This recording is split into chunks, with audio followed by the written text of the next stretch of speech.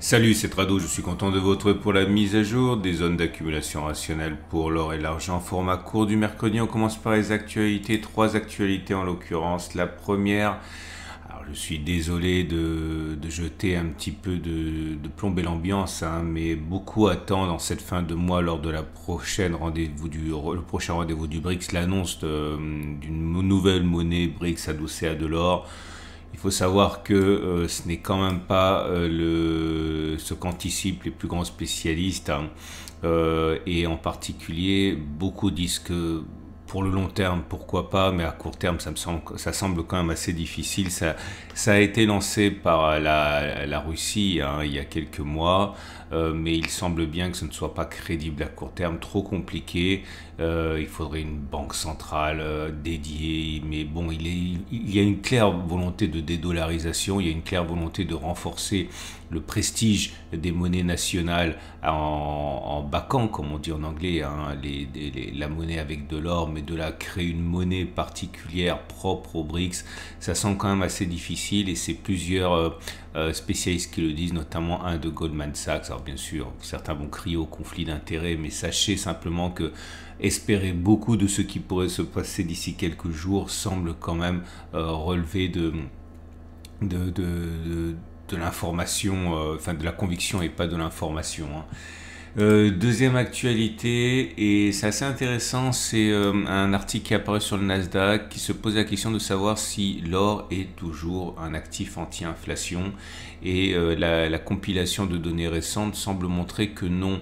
Non pas que l'or ne soit pas lié à l'inflation, historiquement il l'est, mais à court terme, il semble davantage que ce soit un actif purement anti-dollar et pas anti-inflation, parce que les évolutions récentes de l'or montrent qu'il y a une variation assez chaotique, erratique, hein, par rapport à l'inflation. Donc les compilations récentes montrent que plus que jamais c'est un actif anti-dollar, plus et anti-panique économique, géopolitique, qu'un actif anti-inflation, hein.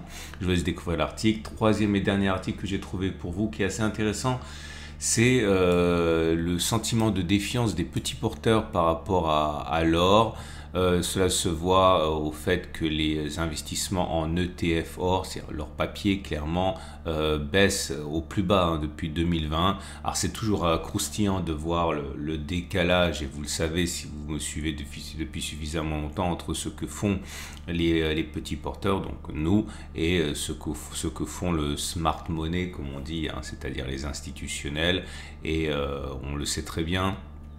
Les banques centrales accumulent massivement, les personnes également qui font partie des patrimoines les plus importants accumulent massivement, les gérants de fonds encouragent à acheter de l'or, à diversifier, mais les petits porteurs, eux, se détournent tout simplement parce que la panique liée à la récession semble s'estomper, et donc comme d'habitude les petits porteurs sont attirés vers le court terme et considèrent que l'or n'est plus un pari intéressant. Je vous rappelle que mon format vous est proposé par mes deux sponsors, Aucoffre qui vous propose d'acheter de l'or, de l'argent, et de pouvoir ensuite le stocker dans des coffres, ou le faire livrer, hein, mais éventuellement le stocker à l'étranger, comme en Suisse, hein. Et vous avez la possibilité, encore une fois, hein, d'interagir directement avec d'autres acheteurs via cette plateforme, vous permettant donc d'acheter, de vendre directement avec d'autres investisseurs.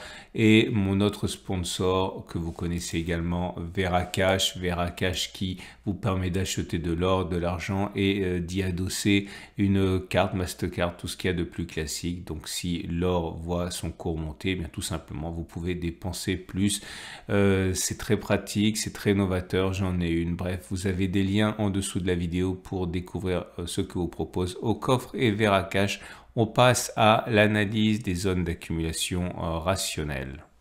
On va passer maintenant aux zones d'accumulation rationnelle, et l'or libellé en euros pour débuter, qui rebondit pour l'instant, rien n'est fait, hein, mais il semble bien qu'une fois de plus cette zone d'accumulation rationnelle des 17,46 17,33 éveille et excite la convoitise, hein, des investisseurs. On rebondit pas de manière significative pour l'instant, mais bon, on voit bien qu'il y a une réaction. dans un contexte de tendance de long terme neutre, puisqu'on est en dessous de la M200 qui monte et tendance de fond qui est baissière, puisqu'on est en dessous de la M50 qui descend. Je l'ai dit, je le répète, c'est une zone d'accumulation rationnelle. La prochaine est à 17,15, 17,01. Et vous avez des bougies Ekinashi qui pour l'instant ne montrent pas un rebond technique fort, mais en tout cas c'est vert, ça faisait longtemps, et vert ça veut dire que c'est plutôt haussier. Pour l'or, mais libellé en dollars à présent, c'est la même chose, il y a actuellement une situation de rebond technique sur zone d'accumulation rationnelle, quoi de plus classique. Néanmoins, on remarque que la zone d'accumulation rationnelle fonctionne à retardement, puisque sans préjuger de ce qui va se passer, il faut quand même admettre qu'elle a été travaillée en profondeur, cette zone d'accumulation rationnelle, et 19,15, 18,96 $, j'ai presque envie de l'enlever. Je la laisse simplement parce que ça a fait l'objet d'une accumulation rationnelle, c'était en juin. On va attendre un petit peu, mais il faut être honnête, contrairement à l'or libellé en euros, l'or en dollars pâtit finalement de l'évolution du dollar assez positive qui fait écho aux perspectives de hausse de taux d'intérêt à venir, plus à l'ordre du jour qu'il y a, on va dire, quelques semaines, quelques mois. En tout cas, ça rebondit. Bougie Ekinashi médiocre, vous le voyez bien, puisque c'est vert, mais petit corps, mèche haute, mèche basse, bref, rien de très pertinent pour l'instant. Prochaine zone d'accumulation rationnelle si on y va, 18,50, 18,10 $. L'argent libellé en euros. Comme d'habitude, les rebonds sont rarement au milieu de nulle part, bien au contraire, et le rebond s'est fait sur la zone d'accumulation rationnelle des 20,2 €. Pourquoi ce rebond? Notamment parce que voilà, c'est le caractère industriel de l'argent qui joue là, et si récession il n'y a pas et si croissance économique il y a, bien forcément l'attrait pour l'argent est là, à cause de ça, je le répète, connotation industrielle. Mine de rien, depuis les plus bas du 15 août, c'est-à-dire il y a 8 jours, on en est à plus 6%.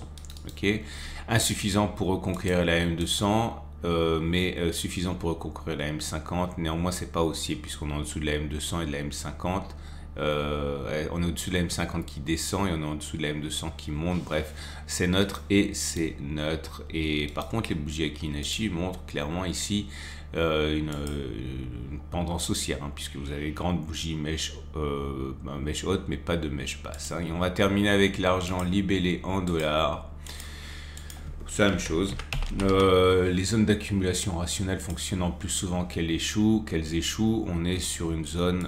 alors là, il y a eu deux zones d'accumulation rationnelle qui ont été sollicitées. La première, 23,3, 22,5 et puis 22,3, 21,5.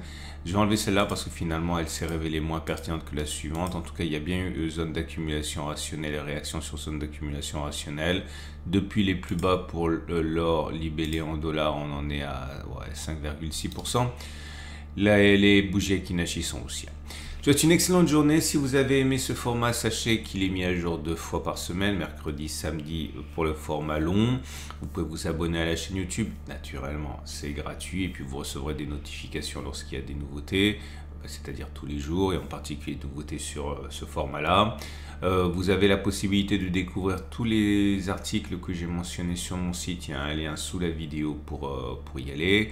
Vous avez également la possibilité, si vous vous intéressez à l'or, de visiter mes sponsors, Vera Cash et Au Coffre, dont je suis moi-même client. Je vous souhaite une excellente journée. Je vous dis à samedi pour la mise à jour et un petit like si vous avez trouvé que ça apporte quelque chose et que vous voulez donner de la visibilité à ce format. Et bien, sachez que l'algorithme YouTube y est sensible.